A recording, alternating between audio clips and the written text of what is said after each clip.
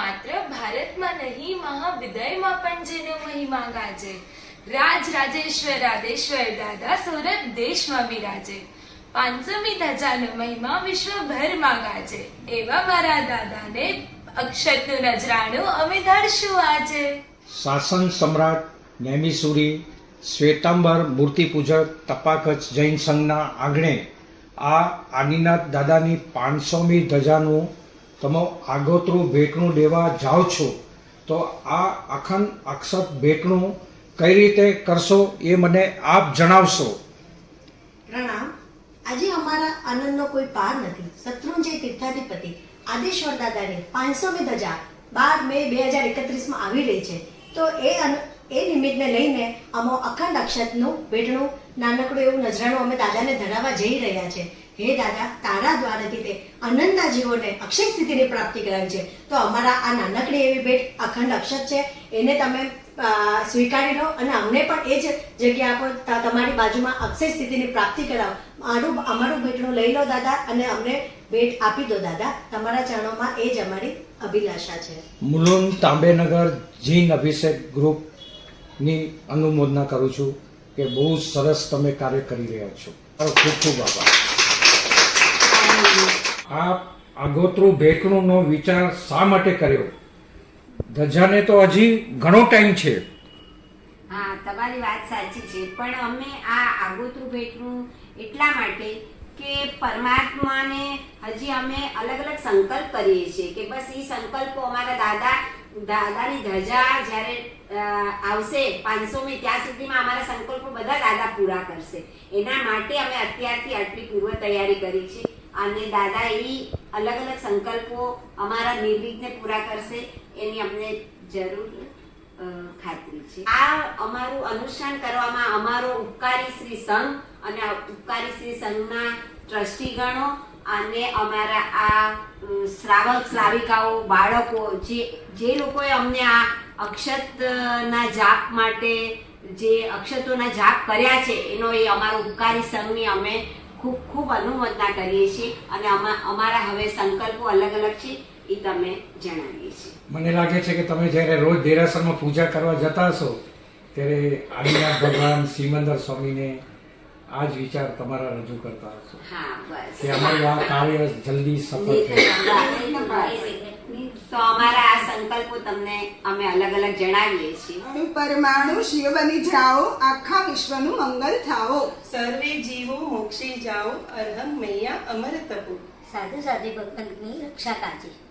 શ્રી સંઘમાં શાંતિ, તુષ્ટિ, પુષ્ટિ, વૃદ્ધિ અને મંગલ થાઓ.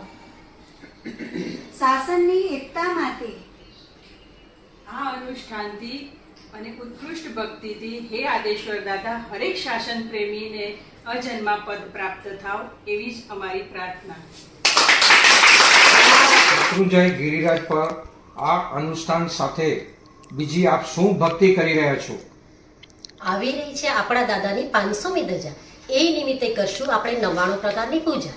શ્રી આદિનાથ દાદાના ગુણોનું વર્ણન ભક્તિથી કરશું આપણે ભક્તાંબર પૂજન.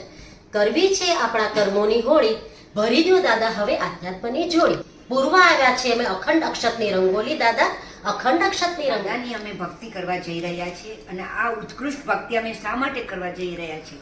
ઉત્કૃષ્ટ ભાવ સાથે 500 કિલો ચોખા, 500 કિલો અક્ષત સાથે અમે જઈ રહ્યા છીએ અને આ 500 કિલો અક્ષત કોઈ સામાન્ય અક્ષત નથી, પણ આ અક્ષતના એક એક દાણા ઉપર દાદાના નામનો જાપ થયેલો છે. દાદાના જાપથી મંત્રિત થયેલા આ અક્ષત લઈને અમે ગિરિરાજ ઉપર જઈ રહ્યા છીએ.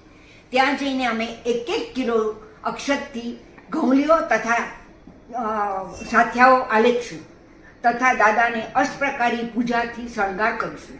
દાદાની ઉત્તમ ભાવ સાથે ખૂબ ભક્તિ કરીશું.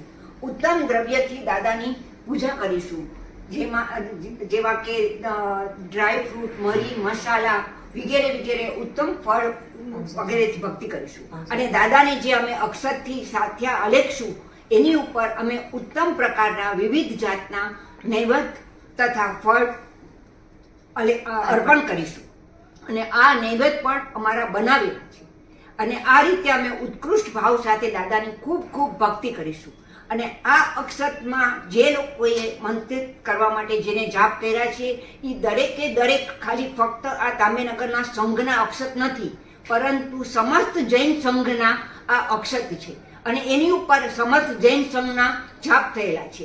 એટલે અમે દરેકને કહીએ છીએ કે જેને જેને જાપ કર્યા છે એ દરેક આ અનુષ્ઠાનમાં અમારી સાથે જોડાવ અને દાદાની ભક્તિ કરવા અમારી સાથે પધારો. અમે સંવત્સરણમાં પ્રભુ સાક્ષાત મહાવિદ્ય ક્ષેત્રમાં જઈ રહ્યા એની અનુભૂતિ કરવા જઈ રહ્યા છીએ. ત્યાં અમે વિવિધ પ્રકારના ફળ, 500 ફળ, 500 નૈવેદ્ય અને રજતની સોનાની ગીનીઓથી પ્રભુને ધરશું. સુંદર પ્રકારની ગવલીઓ અને રંગોલીઓ કરશું. અને અમે મહાપૂજાઓ કરશું, દીવાઓની પણ મહાપૂજાઓ સરસ કરશું. અલગ અલગ અમે અભિષેકો પણ બધા કરવાના છે. તો આ હવે આ મંગલ દિવસ ક્યારે આવશે?